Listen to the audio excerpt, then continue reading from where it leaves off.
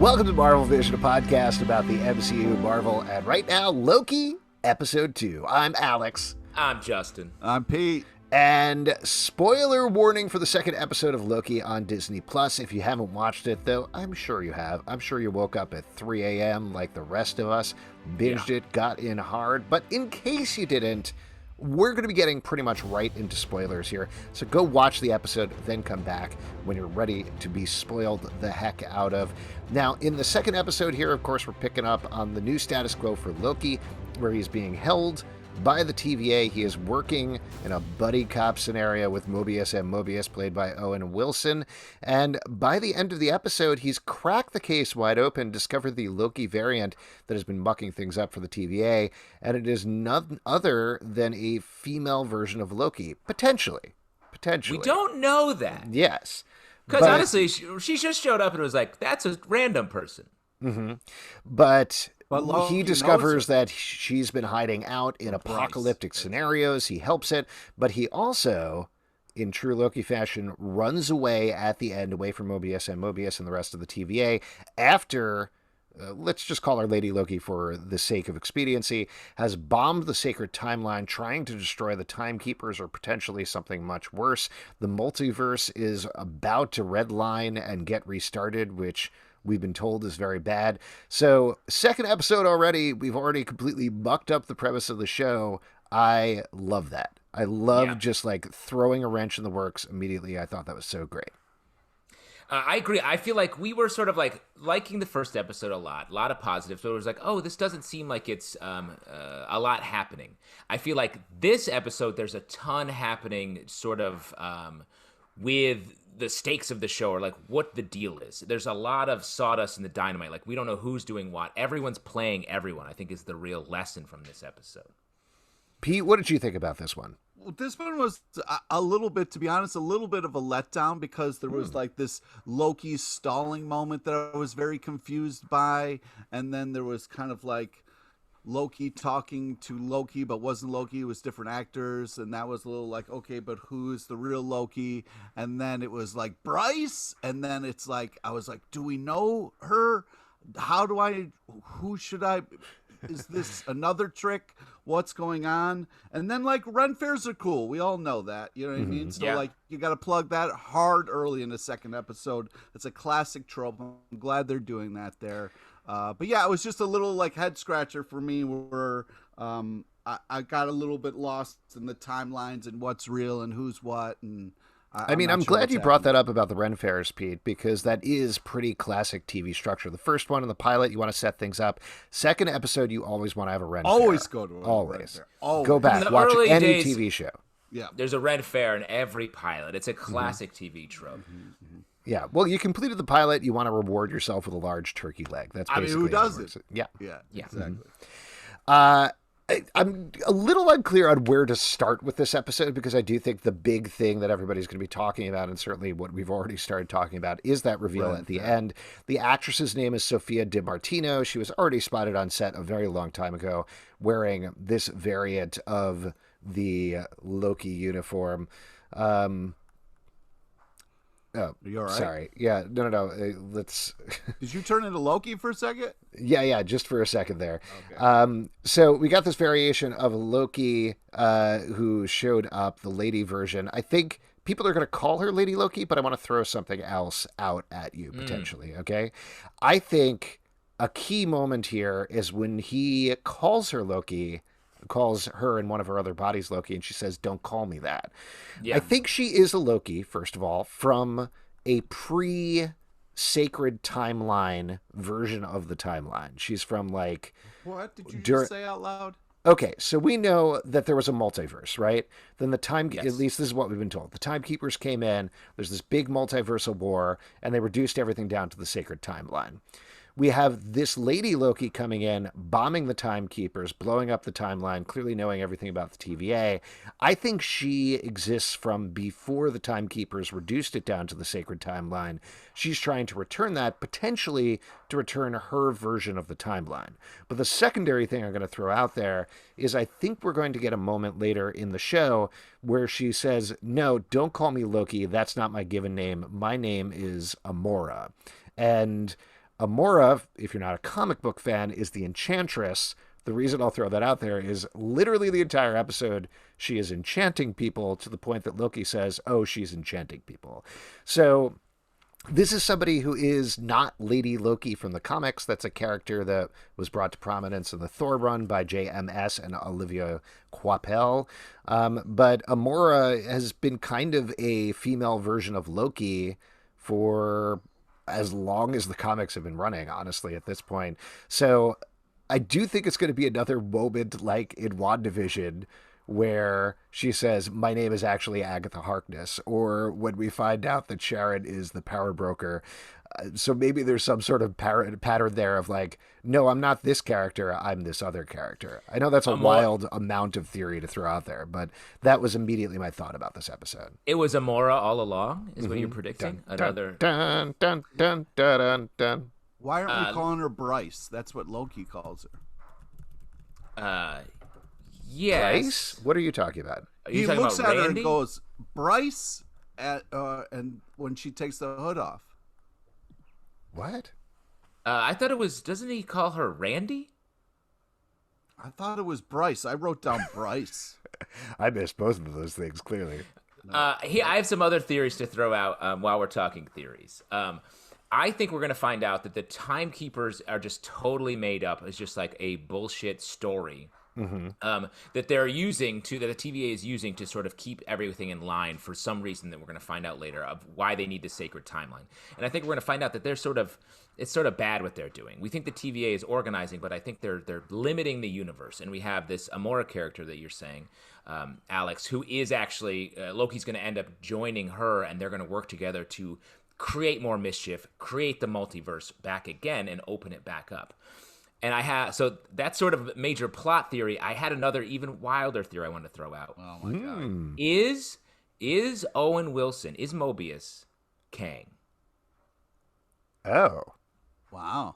Could he be the way he's playing? Well, and this goes, the theme of this episode for me is everyone's actually playing everyone else. No one is being honest. And the way that Owen Wilson is in this episode makes me feel like he is using Loki to try to bring about the multiverse in a way that is for his benefit. That's interesting. I mean, certainly there's his name Mobius, which is like a Mobius strip, so it's infinite, right? So there's certainly potentially something there. It would be a weird twist if Owen Wilson turns out to be Jonathan Majors, who we know. I know the casting news is what it is, but I also think Kang changes shape. I mean, he's a purple dude, like with a blue mask on. And I know that casting news is definitely like right in the face of the theory I'm saying. But what I am saying is Owen Wilson feels like he is in a different position than we think, and Kang would be a fun thing to reveal for him. I really like that idea. I mean, certainly watching the show going forward, I'll take a look for that. But I felt like if anybody is on the level, it's Mobius. Like, he is the one who's trying to do the right thing. I do have some questions about what he is and what the other people in the TVA are. I was thinking more about the Eugene Cordero thing about what is a fish.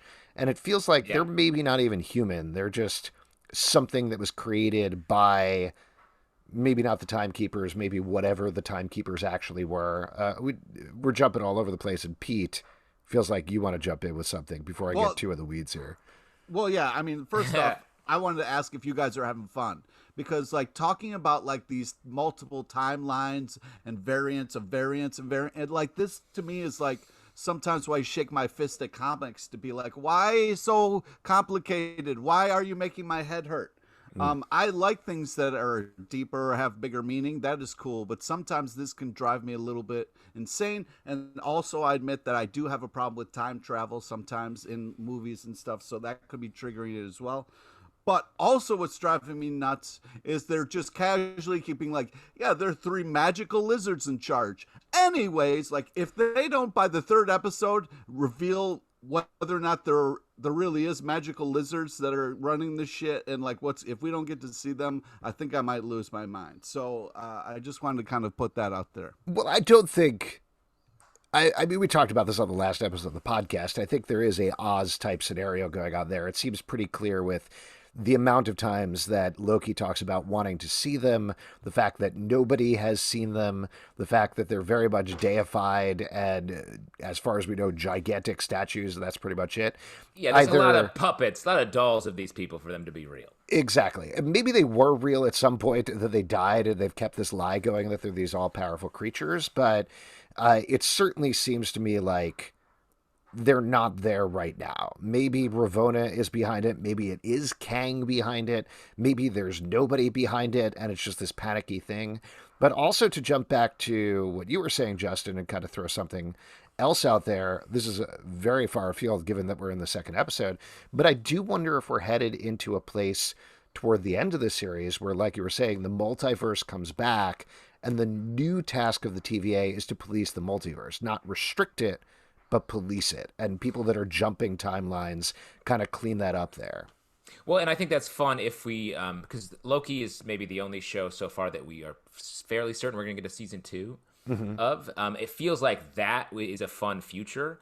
And also I think it helps if the Loki series is just sort of preamble for the Doctor Strange movie.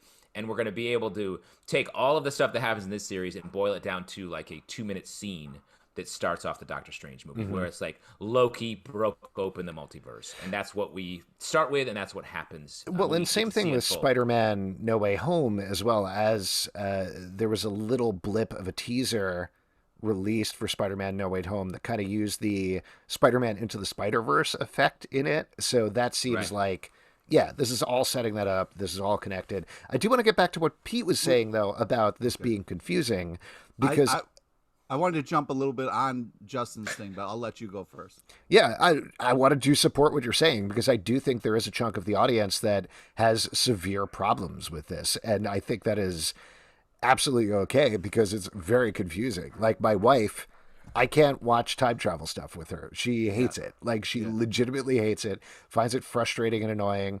The fact that there's different rules and they usually don't quite match up and don't quite make sense. And frankly, the MCU is terrible at it. It's all over the place. Endgame was a bunch of nonsense. I enjoyed the movie, but none of it matched up. I mean, starting this show, well, first off, your wife is clearly a time traveler. Secondly, and that's a theory I've been pushing for a long time. Very long time. I mean, she doesn't age. She doesn't age. Yeah. Your kids are have odd power, like they are Minority Reports. They can sense the future. They do ask to take milk baths a lot. Yes, they're always just laying in milk. They're like, you're always shouting, "We have a red ball." You've been accused of pre-murder several times. You somehow keep getting away with it. Yeah. But I agree. Like, starting this series off with a sort of cut out scene from Endgame that in itself is confusing.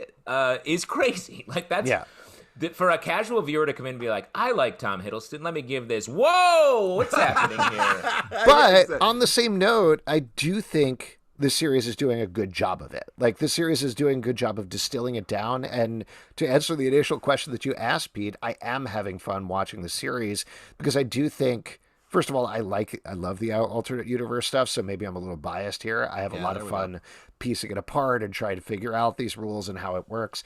But I also think Tom Hiddleston and Owen Wilson are having a great time. Their dynamic is so much fun to watch. I like all the details about the TVA. I really like the look of the show as well. So I am having a good time watching it, even though the alternate universe stuff might be a little confusing. I do think they're distilling it down to what you need to know to watch the show.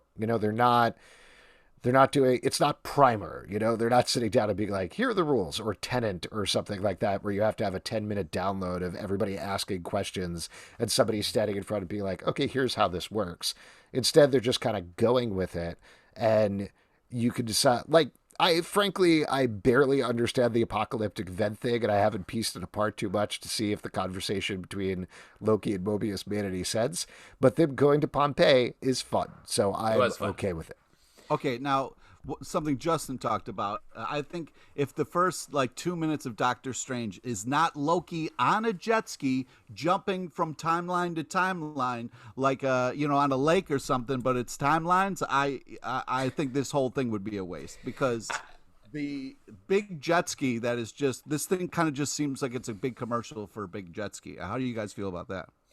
I'm sold. I don't have a place to put it, but I'm buying a jet ski just to keep around the house. Did you see that guy that rides a jet ski to work? Like a road jet ski? He put wheels on it? That was pretty weird. No, I didn't see that. Again, it's probably someone from your time traveling, your wife. So we don't quite, it's not quite with us yet. But love the jet ski stuff. Having Loki travel on jet ski between timelines, here for it. And that's why I think this show, to Alex's point, it keeps it fun. There's a lot of fun in this episode, despite all of the sort of dense time travel stuff. The jet ski stuff, the whole thing he does to Mobius' salad while he's trying to talk to him. Like, yeah. very fun. He ruins a salad. I love a ruined salad. Wasn't even a great metaphor. Went too far for it. He could have just explained it. Yeah. Right. Yeah, definitely. But he wanted to ruin that salad. That was his goal, and he did it. On the Ravonna tip that you mentioned, I think she herself is behind the Timekeepers. Her role in the show so far is odd to me. She is just sort of there, and Mobius occasionally is like, "Here's what I'm thinking." She's like, "Whatever," and then they go their separate ways. So I think she's going to end up being sort of our bad here, or at least our liar. They're going to expose. I can imagine her having a fish tank with 3 lizards in it, and that's where she got the idea for the Timekeepers. Oh. Or again, the Timekeepers left, and she's kind of had to keep this going because they have thousands, maybe millions of people working for the TVA, and that's just what she has to do. It's a lot to manage. It is a lot to manage. I did like, and we talked about this, I think, a little bit in the last episode of the podcast, but Michael Waldron, the showrunner, said that he wants to shake things up every episode in honor of Loki, that it just sort of feels like this chaos. So I did love that we had this first episode that, I don't even know what you would call it necessarily, but like just a trial show, a prisoner interrogation show, I guess. But this one was very clearly a buddy cop show where Loki is the analyst brought in from the outside to pair up with a straight-laced cop and give him some advice. And I was like, oh, okay, now I get the show. Now I know what it is. And then at the end, out the window. Like kablooey. And I love that. Like, I love that move that in the third episode, it's probably going to be something entirely different as Lady Loki / Amora / whoever she is showing our Loki around the multiverse, potentially. Well, the idea that it's a series of procedurals as well is sort of nice because that gives us a strong format to hang all of this wild stuff on for each episode. So I would love to keep seeing different variations on procedural tropes. Would be cool.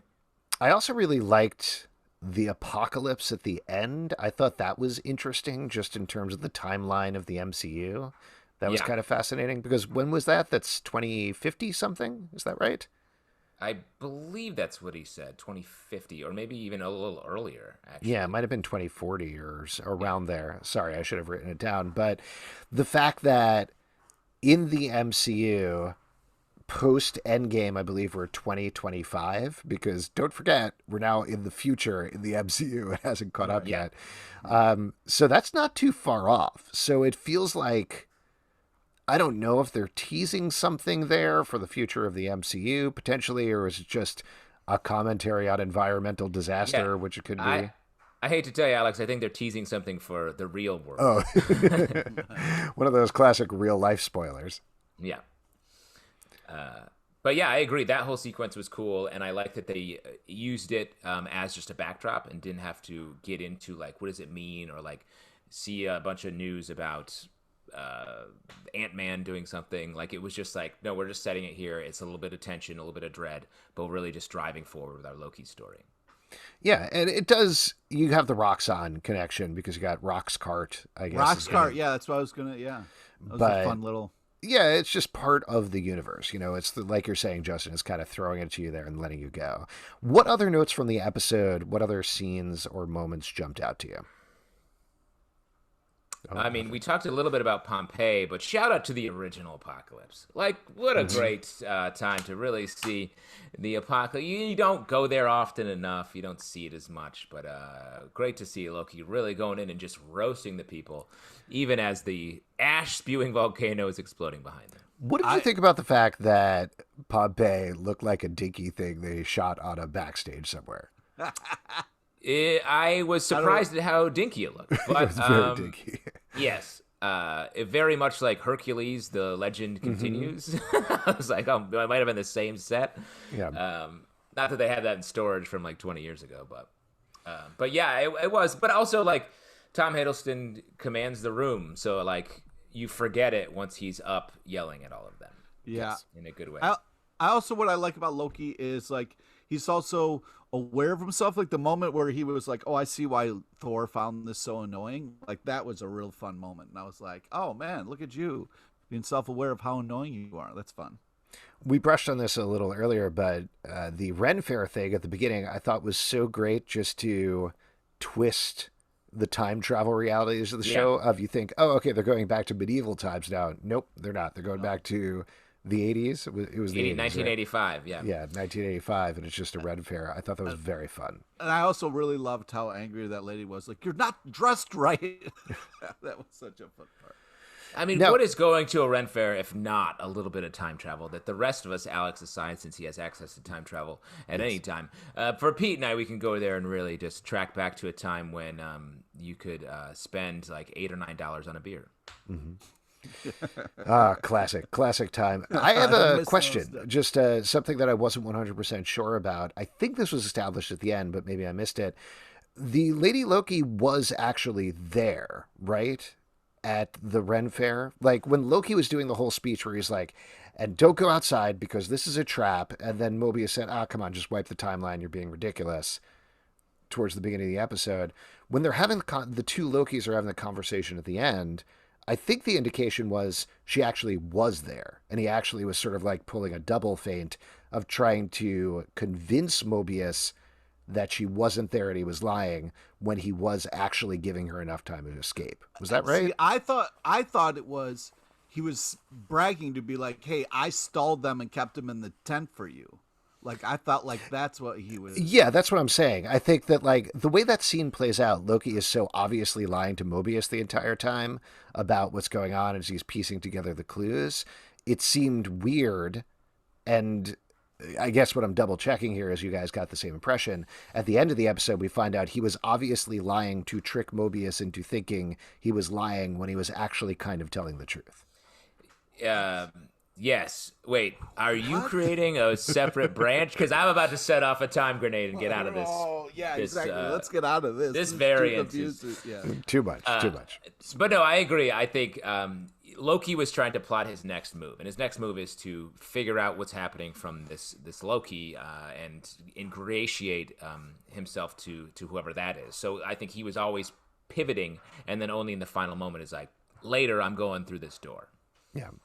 Another couple of fun little moments. Really like the knife moment. I thought that was very fun. The hell no, you can't have knives. Also, him popping the collar on the jacket was very fun. The variant jacket was really cool. I mean, I don't know about you guys, but I'm going to start writing variant on the back of all my jackets. Absolutely. Well, it's accurate in a lot of ways. And I love the brief glimpses of the Loki variants as well as they were going through it. That was very fun, including some that I don't think we've ever seen in the comics necessarily, but very enjoyable.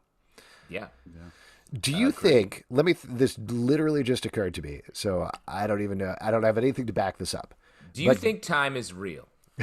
I don't have anything to back it up, but what do you guys think? Is time real? No, the fact that they emphasize that Lokis have messed up the timeline and that have to arrest them more than anybody else, do you think the person behind the timekeepers is a Loki? Like Loki is one of the three lizards? No, like there are no lizards. It's like a square Loki. Yeah, it's like whatever the original, maybe even it's classic Loki, like classic Marvel Comics, legit evil Loki is the person behind the timekeepers that set this up to do the thing that our Loki has already trying to do, which is take over the timekeepers, but he's already done that because Loki has taken over. I think it's a younger, more adorable evil Loki. Well, there's a good chance we're going to see a kid Loki at some point in the show. And another thing that people have speculated about, Richard E. Grant was cast in it, and people have thought, oh, maybe he is playing an older Loki. So I think that's a possibility as well. And it's all Loki, right? Like, it's all got to come back to Loki in some way. Well, that certainly reflects the title sequence. Yeah, where it's all just the different variations on Loki. So that I think that would make a lot of sense. But let me ask you this, Alex: are you saying that this Loki has started the TVA to amend the Loki ways, or as a means of creating more chaos somehow? I think just to rule. Like, he is the one. If you want to go with the theme that we talked about in the first episode, which is who always stops Loki, it's Loki. Yeah. First of all, it would make He's sense a that loser. that would make sense as the villain of the series, but also the Loki that we know from the MCU has this heart to him, has this thing that is constantly stopping him from actually winning. What if there was a Loki, either the original Loki or one of the Lokis from the multiverse, who doesn't have that thing holding him back? Like, he is the one who legit knows how to rule because he has no connections to anything. He doesn't care about Thor. He doesn't care about Asgard. He doesn't care about what anybody else thinks about him. He would be the one to take over the TVA, take over the entire time stream, and eliminate whatever would be the major thing going against his rule, which would probably be other Lokis. So getting rid of other time streams would destroy the other Lokis, potentially. I like this theory a lot, and for two reasons. One, it pays off a lot of what we saw in that first episode of him seeing the Infinity Stones and being like, oh, I want those. Oh, they're not powerful at all. The real power is controlling the TVA. So I like that as a callback to the episode 1. I like that for a second reason, in that a lot of the scene stuff that we saw setting up this series were about Loki failing because of his pride. And if he is running the TVA from behind this lizard charade, that means he's gotten past his pride and he's become sort of this true master. But I think if that's true, Alex, I think it means that this Loki is going to defeat that one and prove that the mischief is about pride. You need to be prideful. You need to be this mischief maker where you're at the center of things, and that our Loki will defeat him. I hope that it's the evil Loki running the whole thing is the Matt Damon Loki, and he's got to fight the Matt Damon Loki at the end. Finally take him down for good. I love it. And one little last note about this is there is the Kieran Gillen run on Journey into Mystery, which has kind of a similar thing, if I remember correctly, where Kid Loki is going around, and it turns out it is the OG Marvel Comics Loki who's sort of the bad guy there manipulating things. So they could use notes of that potentially for the series. That's really cool. Now, do you think our Loki's going to get de-aged, or we're going to see a variant? I think we're going to see a variant. I don't think we're going to see young Tom Hiddleston necessarily. Maybe Baby for an Hiddleston. episode. That maybe for an episode. Baby Hiddleston. Everybody wants it. Everybody Disney Plus loves their babies. They want boy band Tom Hiddleston. That would be great. Oh, wow. Before we wrap up this episode, what is on your vision board? Let's talk about that. What's coming up? What do you want to see in episode 3 of Loki?